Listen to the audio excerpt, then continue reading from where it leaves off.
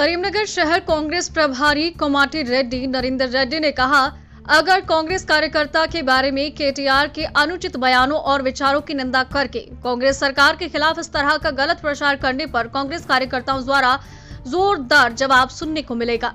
इस कार्यक्रम में करीमनगर प्रभारी कोमाटी रेड्डी नरेंद्र रेड्डी के साथ एमडी ताज कमल सिंह, कीर्ति कुमार, खलील मोहम्मद, बारी अखिल भी शामिल हुए। इस दौरान अन्य लोगों ने भी भाग लिया। नव भारत समाचार करीमनगर नवीन कुमार के साथ अब्दुस समद की रिपोर्ट।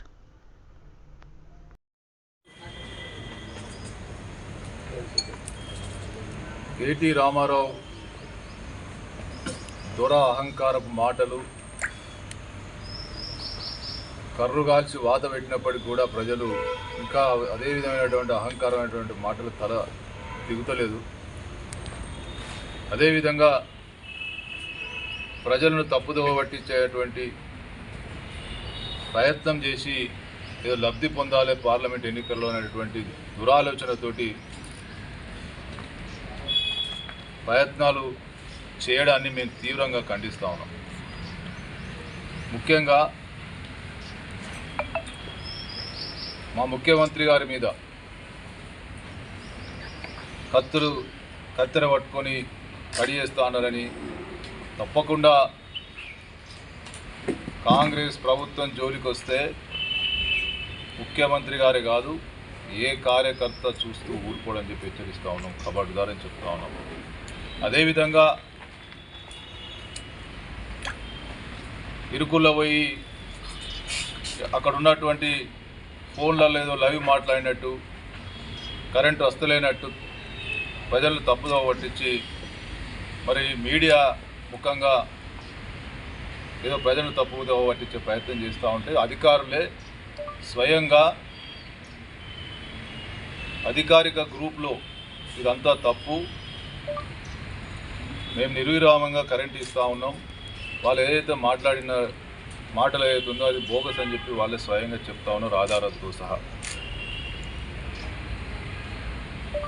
ఇన్ని రకాలుగా బోగస్ మాటలు మాట్లాడుతూ ప్రజలను తప్పుదోవ పట్టించి ఏదో ఓట్లు దండుకోవాలనుకున్నటువంటి నీ దురాలోచన అది మీకేం అక్కడికి వచ్చేది కాదు। దానివల్ల ప్రజలు స్వయంగా కరెంట్ ఏంది, నీళ్ళు ఏంది అన్నీ కూడా తెలిసి అనుభవిస్తూ ఉన్నారు। నువ్వు చెప్పినంత మాత్రాన కరెంట్ వస్తుందా లేదా అనేది వాళ్ళకు తెలుసు కాబట్టి దానివల్ల నీకు ఏం ప్రయోజనం లేదు।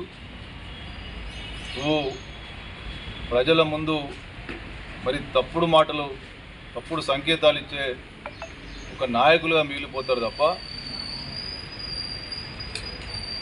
అదే వాస్తవం లేని దాన్ని ప్రజలు తప్పుదో పట్టిస్తా అంటే అదేమో అక్కడికి పనికొచ్చేది కాదని చెప్పి చెప్తా ఉన్నాం। ముఖ్యంగా కరీంనగర్ కూడా సంబంధించి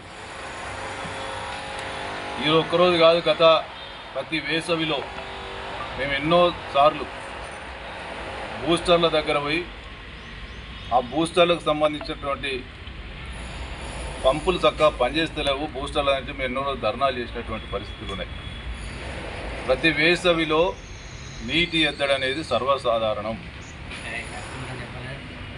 ఒకరోజు తర్వాత ఒకరోజు నీళ్ళు ఇస్తారు, మార్చి, ఏప్రిల్, మే, అది ఒక్కడే సంవత్సరం అయినట్టు ఇంతమందిగా అద్భుతంగా బ్రహ్మాండంగా నీళ్ళు ఇచ్చినట్టు అయినా కూడా ఒక బాధ్యత గల ఎమ్మెల్యే ఇక్కడ కరీంనగర్ నియోజకవర్గం సంబంధించి ఒక బాధ్యత గల మేయర్ అలా బాధ్యత ఏంది, ప్రజలను ఏ విధంగా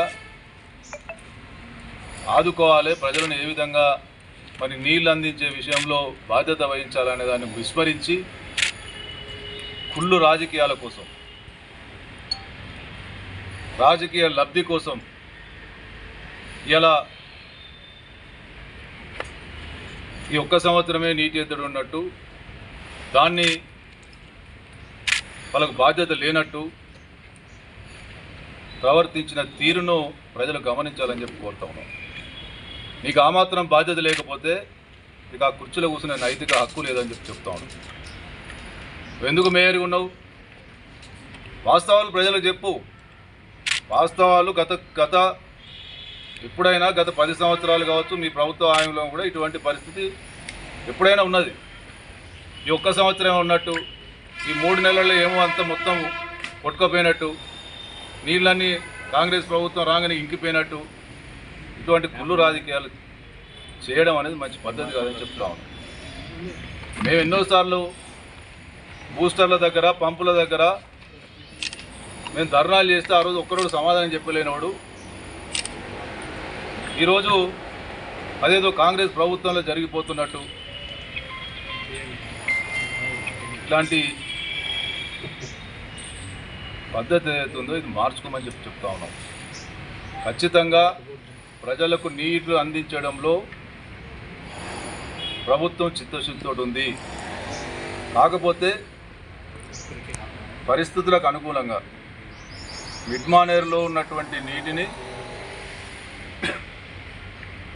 మనం లోయర్ మానిటరింగ్ మన డ్యామ్కి సంబంధించి నీటికి సంబంధించి ఏ విధంగా అవసరాన్ని బట్టి ఏ విధంగా రిలీజ్ చేసుకొని ఈ పూర్తి వేసవి కాలంలో ఏ విధంగా ప్రజలకు అందించాలనే దాని మీద ప్రభుత్వం చిత్తశుద్ధిలో ఒక ప్రణాళికబద్ధంగా ఉంది. దాన్ని ఇక నీళ్ళే దొరకాయిగా కాంగ్రెస్ ప్రభుత్వం వస్తే అనేటువంటి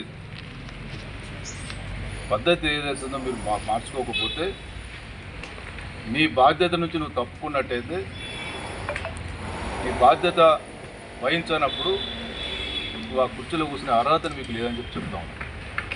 ఎమ్మెల్యేగా దేనికోసం ప్రజలు నీకు ఓట్లు వేసిండ్రు? కుళ్ళు రాజకీయాలు చేయమనా? మేయర్గా నువ్వు ఎందుకుంటున్నావు ఆ కుర్చీలో కుళ్ళు రాజకీయాలు చేయడానిక? నువ్వు బాధ్యత గల పదవిలో ఉండి వాస్తవాలు ప్రజలకు చెప్పి ఆ బాధ్యతలు నువ్వు ఏ విధంగా నిర్వర్తిస్తావనే దాన్ని చేసుకోవాలి తప్ప ఏ విధంగా ప్రజలు తప్పుదోవ పట్టించి రాజకీయ లబ్ధి పొందమనేటువంటి ఈ దుష్ట ఆలోచన అనేది మాత్రం మంచిది కాదని చెప్తా ఉన్నాం. అదేవిధంగా కేటీ రామారావు అహంకారమైనటువంటి మాటలు ఏదైతే మాట్లాడుతూ ఉన్నాడో దాన్ని మేము తీవ్రంగా ఖండిస్తూ ఉన్నాం. నీ అహంకారపూరితమైనటువంటి నీ మాటలే ఇవాళ నిన్ను ప్రతిపక్షంలో కూర్చోబెట్టింది.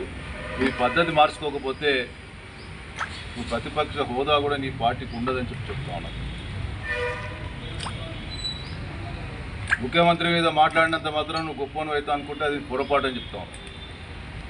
తప్పకుండా మా ముఖ్యమంత్రి గారు ఏదైతే మాట్లాడిండో మీ కుట్రలు కుతంత్రాలు ప్రభుత్వం దృష్టికి వచ్చిన తర్వాతనే మాట్లాడిండు. ముఖ్యమంత్రి గారు మాట్లాడినట్టు ప్రతి కార్యకర్త ఒక మానవ బాంబు అవుతాం, అనే అనుమానం లేదు.